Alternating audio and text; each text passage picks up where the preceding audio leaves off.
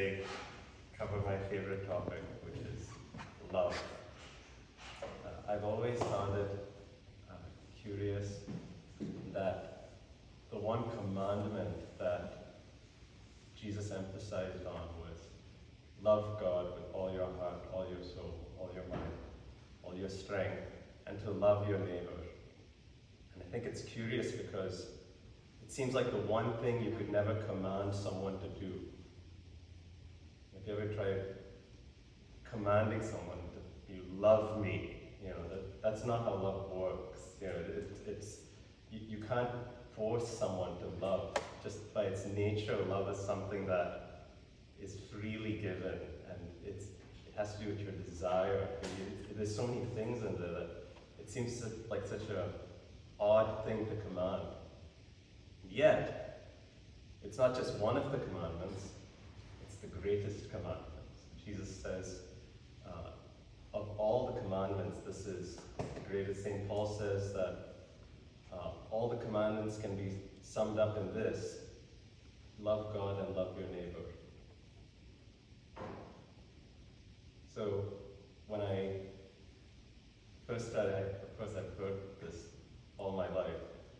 When I first started actually thinking about it, which was much later, I was trying to figure out, so what is this love?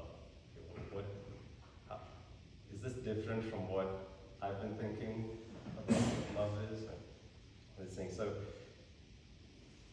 in today's gospel, Jesus explains a little bit about it. So he says, if you keep my commandments, you will remain in my love. This is my commandment: love one another, as I love you. No one has greater love than to lay down one's life for one's friends. So love is then more than just a feeling. Okay? Love is act. There's action involved, and it's very dramatic action. It can be. To lay down one's life for one's friends. It's giving yourself up for the other. Okay, so this is the love that God is looking for in us. So I thought, okay, so this is clear. We talk about martyrdom, and martyrdom is laying down one's life, for God.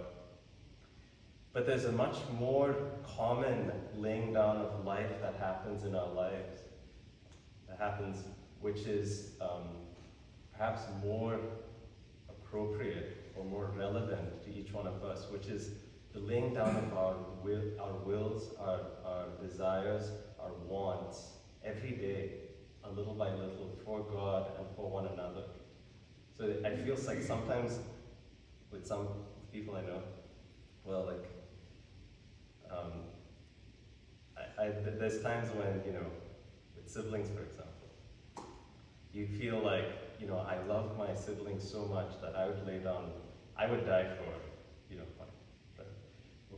for my sister or for my brother or whatever, my parents. But then something happens where, they irritate you for some reason. This never happens, I'm just saying.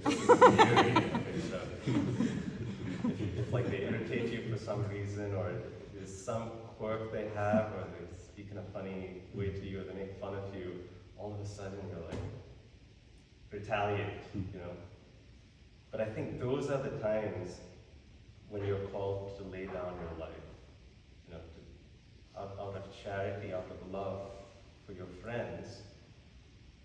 You lay down your life, your will, your pride, and just go with the flow.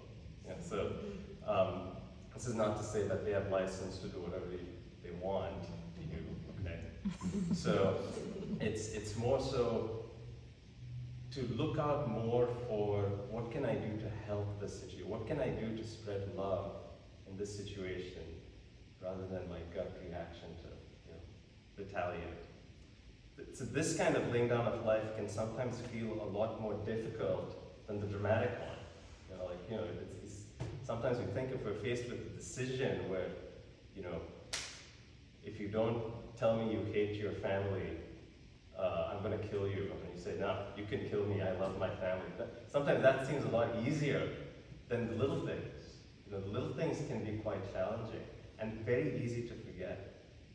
Okay, that's why remembrance is a gift of the Holy Spirit, because the time that it's hardest to remember this commandment is when you're in the irritable moment, or the angry moment.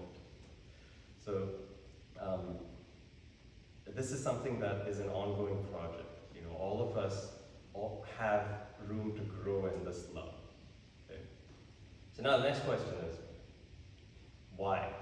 Okay, so what's the point of, God gave us this commandment, and he says, commands us, love me, love one another. For what? What do we get out of it? Okay, so Jesus says, I have told you this so that my joy may be in you, and your joy might be complete. Okay, so there's a joy that comes with true, sincere, complete, self-giving love that we cannot describe or even begin to experience until we actually do it. It's in Psalm 34:8, it says, taste and see that the Lord is good.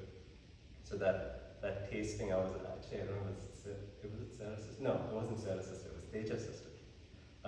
Teja's sister once gave a talk about this. Teja's sister is Sarah's sister.